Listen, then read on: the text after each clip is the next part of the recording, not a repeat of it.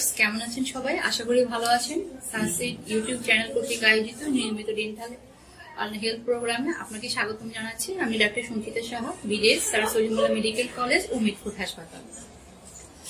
আজকে আমরা আমাদের অনুষ্ঠানে আলোচনা করব আঁকাবাঁকা দাঁত এবং এই সংক্রান্ত যাবতীয় সমস্যা আর সমাধান নিয়ে। প্রথমেই শুরু করছি, আঁকাবাঁকা দাঁত কি এবং কেন হয়। বাচ্চাদের মুখে সাধারণত দুধের দাঁত থাকে 20টি, যা 6 থেকে 7 মাস বয়স থেকে শুরু হয়ে প্রায় 2 থেকে 3 বছর পর্যন্ত পর্যায়ক্রমে এক একটি দাঁত উঠে থাকে। এবং বাচ্চার বয়স যখন 7 থেকে 8 বছর 6 থেকে 7 বছর হয়, তখন পর্যায়ক্রমে দুধের দাঁতগুলো তার স্থায়ী দাঁত দিয়ে পরিবর্তিত হতে থাকে এবং সাথে কিছু নতুন স্থায়ী দাঁতও উঠে। এবং এই দাঁত ওঠা প্রায় আপনার 13-14 বছর পর্যন্ত চলে এবং আক্কেল দাঁত উঠে আপনার 18 থেকে 25 বছর বয়সের মধ্যে। এখন কোনো কারণে যদি বাচ্চার দুধের দাঁত তাড়াতাড়ি পড়ে যায় বা দেরিতে পড়ে, সময় মতো না ফেলা হয়, বা অন্য কোনো কারণ যেমন বাচ্চার বাবা মা, দাদা দাদি, নানা নানি বা বংশের কারো আঁকাবাঁকা দাঁত থেকে থাকলে সেক্ষেত্রে বাচ্চাদের দাঁত আঁকাবাঁকা হতে পারে। তখন দেখা যায় বাচ্চার দাঁত মাড়িতে পর্যাপ্ত পরিমাণ জায়গা না পেয়ে কোনো একটা দাঁতের পিছনে বা সামনে বাঁকা হয়ে বা কখনো কখনো নাও উঠতে পারে। সেই ক্ষেত্রে দাঁত মাড়ির ভিতরেই থেকে যায়। এই সব সমস্যাগুলোকে আমরা একসাথে আঁকাবাঁকা দাঁতের সমস্যার মধ্যেই বলে থাকি। তো এখন প্রশ্ন হলো, এই আঁকাবাঁকা দাঁত ওঠার সমস্যা কি? দাঁত মুখে আঁকাবাঁকা থাকলেই বা কি? আমার দাঁত যেভাবে ইচ্ছে সেভাবে থাকতো, তাতে সমস্যা কোথায়? সমস্যাটা হচ্ছে, এই আঁকাবাঁকা দাঁত যার আছে সেই বুঝে যে এই দাঁতগুলো পরিষ্কার করা কতটা কষ্টকর।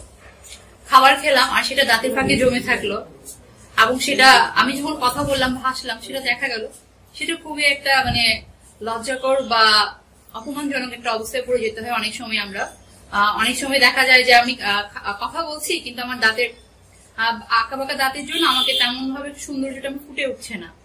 সেই ক্ষেত্রে এটা দেখার একটা ব্যাপার থাকে। মানুষ যত বয়স বাড়ে তত তার সাথে সাথে মানুষের সৌন্দর্য সচেতনতা বাড়তে থাকে। এগুলো সৌন্দর্য সচেতনতার কথা। আরেকটি কথা হচ্ছে, আপনার দাঁত যত আঁকাবাঁকা হবে আপনার পরিষ্কার করতে তত সমস্যা হবে। আপনি যতই ব্রাশ করুন না কেন, সঠিকভাবে ব্রাশটি তার নির্দিষ্ট জায়গার মতো পৌঁছাতে পারবে না। সেই ক্ষেত্রে দাঁতে কালো কালো দাগ পড়বে, দাঁতে স্টেইন হবে, দাঁতে ক্যালকুলাস প্লাক জমে সেখানে আপনার মাড়ির বিভিন্ন রোগ তৈরি করতে পারে। মাড়ির বিভিন্ন রোগ যেমন জিঞ্জিভাইটিস থেকে পেরোডন্টাইটিস ডেভেলপ করতে পারে। অনেক সময় দাঁতের মজ্জার রোগ পালপাইটিসও ডেভেলপ করে যায় এই আঁকাবাঁকা দাঁত থাকার কারণে। এই দাঁত আঁকাবাঁকা থাকলে আরো একটি সমস্যা হয়। অনেক সময় দেখা যায় যে স্থায়ী দাঁতগুলো থাকে, দুধের দাঁত পড়ে গিয়ে স্থায়ী দাঁত যেগুলো উঠার কথা বা যে দাঁতের নির্দিষ্ট জায়গায় উঠার কথা সেই জায়গায় উঠতে পারে না, এবং প্রত্যেকটা দাঁত তার নির্দিষ্ট জায়গায় উঠতে না পারলে সে তার নির্দিষ্ট কাজটুকুও করতে পারে না। এই নির্দিষ্ট কাজটুকু করতে না পারার কারণে অন্য দাঁতগুলোর উপরও তার ইফেক্ট পড়ে। দেখা যায় অন্য দাঁতগুলো তাড়াতাড়ি ক্ষয় হয়ে যায় বা তাড়াতাড়ি নষ্ট হয়ে যায়, বা জিহ্বায় অনেক সময় কামড় পড়ে বা গালে অনেক সময় কামড় পড়ে। তো দেখা যাচ্ছে যে আপনি যতই বলুন না কেন যে আপনার আঁকাবাঁকা দাঁতই ভালো লাগে, হাসলে সুন্দর লাগে, যাই হলে, কিন্তু এটার একটা নির্মাণ আপনার মুখের স্বাস্থ্যের উপর অবশ্যই পড়ে থাকে। এখন আঁকাবাঁকা দাঁত বলে আমার ভয় পেয়ে যাওয়ার কিছু নেই। প্রত্যেকটা আঁকাবাঁকা দাঁতই তার নির্দিষ্ট স্থানে নিয়ে আসার একটা পদ্ধতি থাকে, এবং এই সমস্যা সমাধান করার জন্য আপনার কাছে সমস্যা হওয়ার আগেই সমাধান করতে হবে এক, আরেকটি হচ্ছে সমস্যা হয়ে গেলে আমি কিভাবে সমাধান করবো সেটা হচ্ছে 2। সাধারণত বাচ্চার বাবা মাকে খেয়াল করতে হবে যে বাচ্চার দাঁতগুলো সঠিক সময়ে দুধের দাঁতগুলো উঠছে কিনা এবং দুধের দাঁতগুলো সঠিক সময়ে পরে স্থায়ী দাঁতগুলো আসছে কিনা। সেজন্য আমি বলবো, বাচ্চার বয়স যখন 5 থেকে 6 বছর তখন একবার বিডিএস ডিগ্রিধারী ডেন্টিস্টের কাছে নিয়ে যাবেন। তখন তিনি আপনাকে সঠিক পরামর্শ দিবেন যে বাচ্চার দাঁত ঠিক অবস্থানে আছে কিনা। তারপর হলো 8 থেকে 9 বছর বয়সে, এই বয়সটিতে দেখা যায় যে দুধের দাঁতগুলো পড়ে গিয়ে স্থায়ী দাঁত আসা শুরু করে।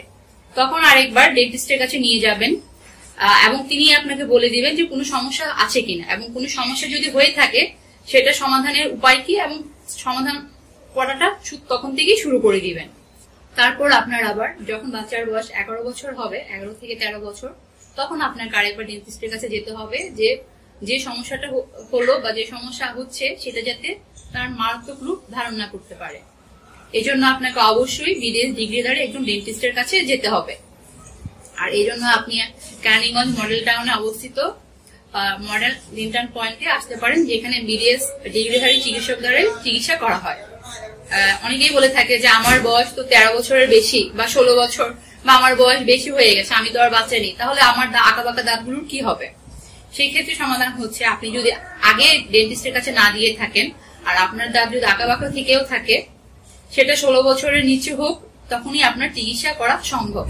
আপনি যত তাড়াতাড়ি ডেন্টিস্টের সাথে যোগাযোগ করবেন, আপনার চিকিৎসা তত তাড়াতাড়ি শুরু হবে এবং আপনি তার সমাধান তত তাড়াতাড়ি পাবেন।